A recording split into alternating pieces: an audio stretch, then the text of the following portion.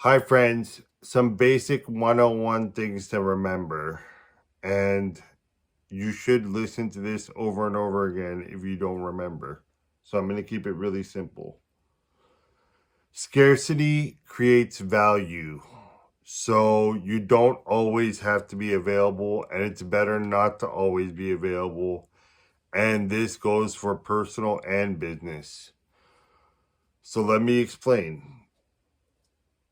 Things that you can always get, right? Like, do you are you thinking more about what you're ordering when you're ordering a la carte?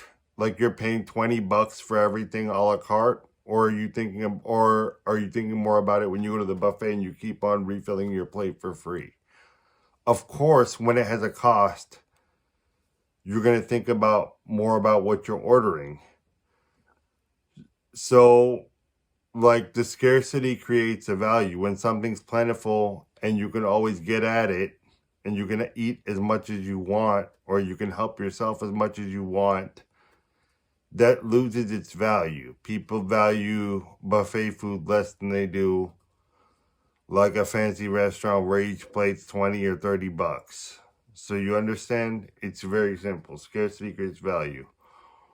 Or let's say they stopped producing oil, and so then the gas prices would go, or they stopped producing food or whatever, or the farmers had a problem with the farms, and there was a crop problem, then the price of food. So it's scarcity creates value. It's pretty simple. So that means you don't always have to answer your phone.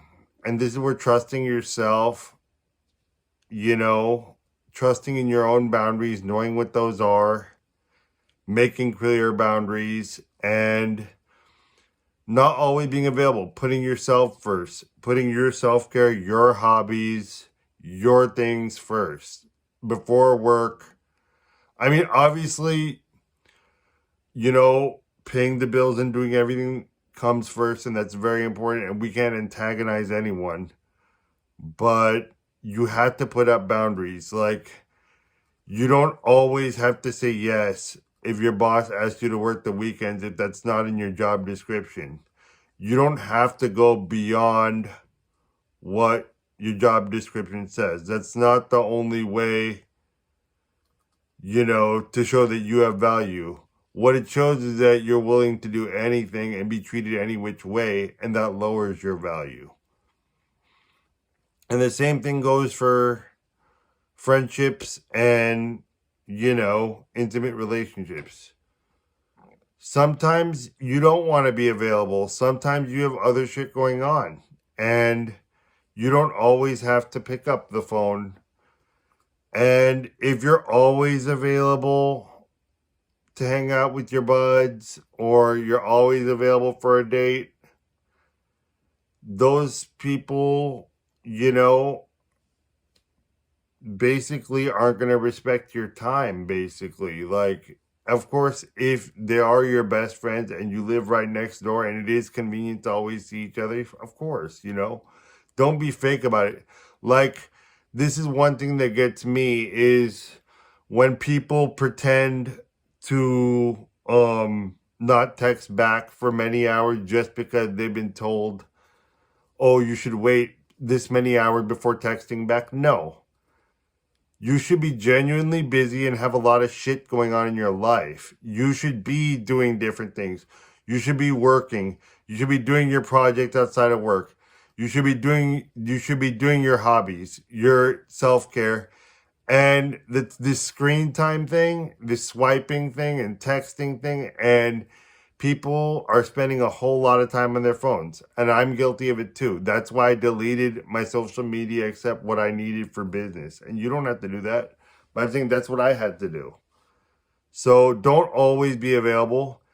And actually turning the phone off is a good thing. And maybe having a separate phone for work and personal. I don't know. But when I'm focused on something, and when all the successful people I've seen, like the people who look good in the gym, the people with a lot of money in their bank account, the people with the kind of car, that looks great, the people with the stuff and with the type of balanced life, they know that the phone, we can access all the information in the world and talk to anyone from around the world on it. So it's a huge distraction.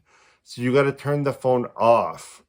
You know what I'm saying? So you don't always have to be available. When work is done and you've clocked out and you're done with the office, you can, and you're at the gym and you're trying to focus on something, or you're in the garden, or you're doing something that's important to you, turn the phone off and leave it away. Or turn on airplane mode. If you're listening to an audiobook or something, or you're listening to a prayer or a meditation, turn it on airplane mode where you can't receive the calls.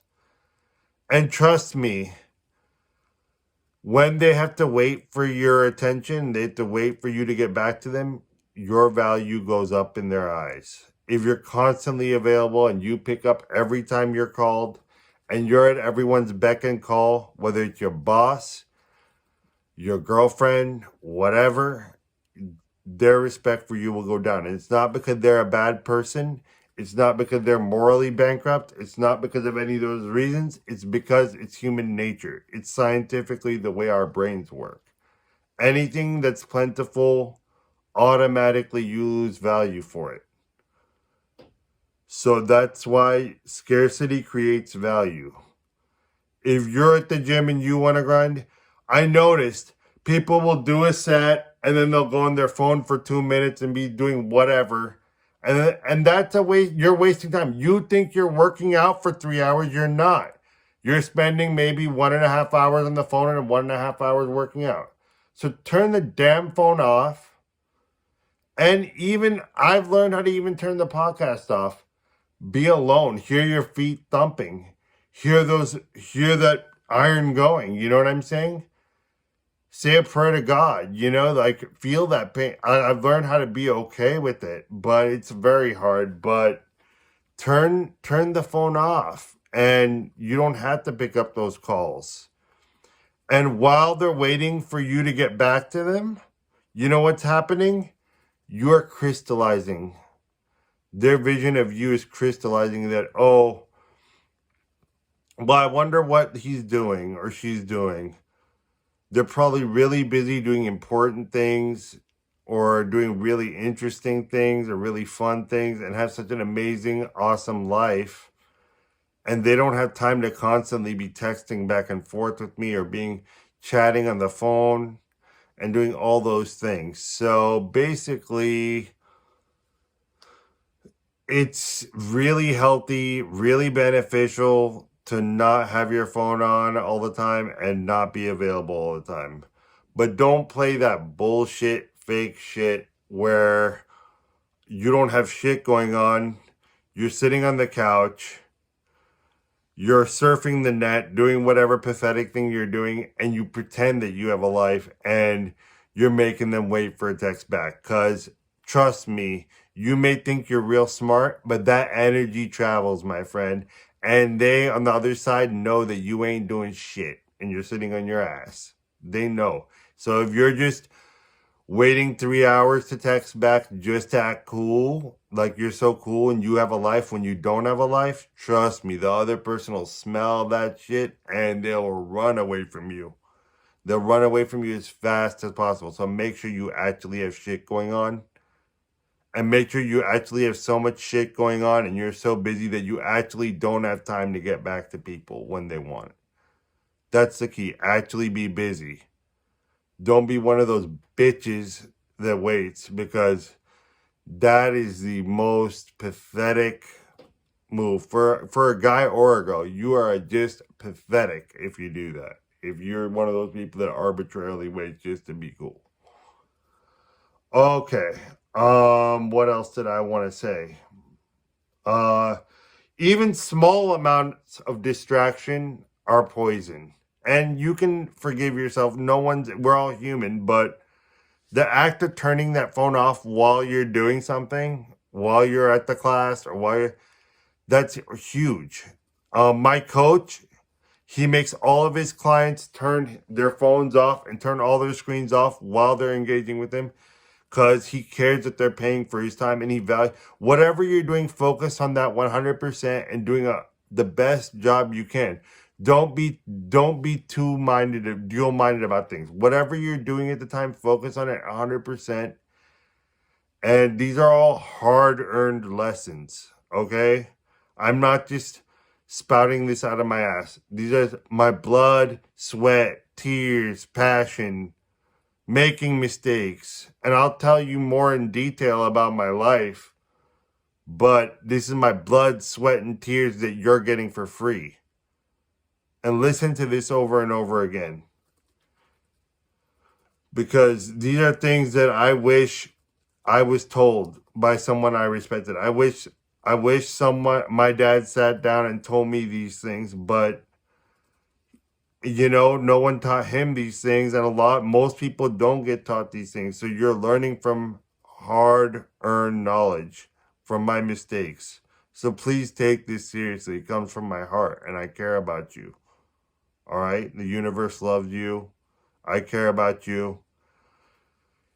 I'm available for coaching. I'm going to put my website and my everything below and my email. Email me. We can do a 30-minute introductory session for free to get you started. And